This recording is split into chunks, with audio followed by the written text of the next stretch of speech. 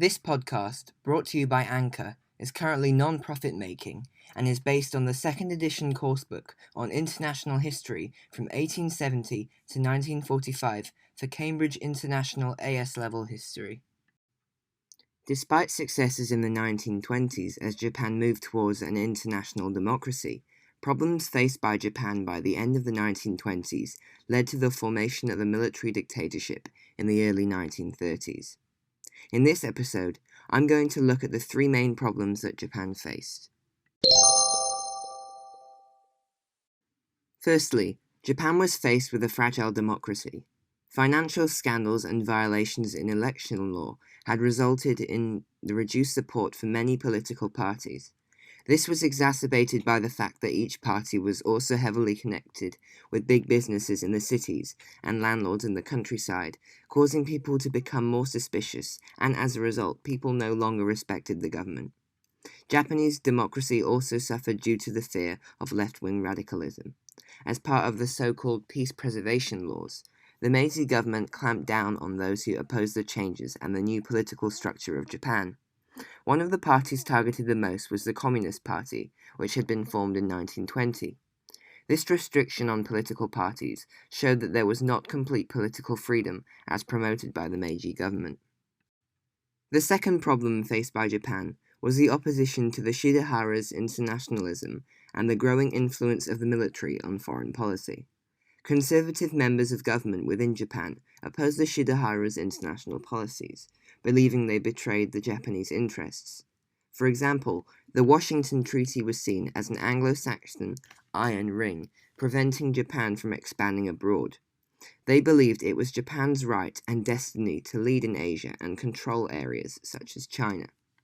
Conservatives had also been angered by the USA when they limited immigration from all countries to 150,000 a year and excluded Asiatics from the 150,000 person quota. The Japanese were heavily offended, and protest from the media was strong.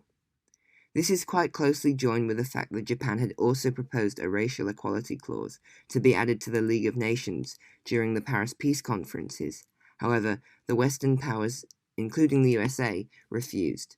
Many Japanese saw this as hypocritical, as President Wilson believed in self-determination, basically equality for all nationalities, but only in Eastern Europe. The Japanese saw all these actions as provocation by the West. When Emperor Taisho died, the new Emperor Hirohito was celebrated with a revival of the idea that the emperor was like a living god. As a result, nationalism and the idea of Japan's destiny in the world increased. People began to criticize the Shidehara increasingly. Politicians were pro-West, and the emperor and military were largely conservative and supported Japanese nationalism.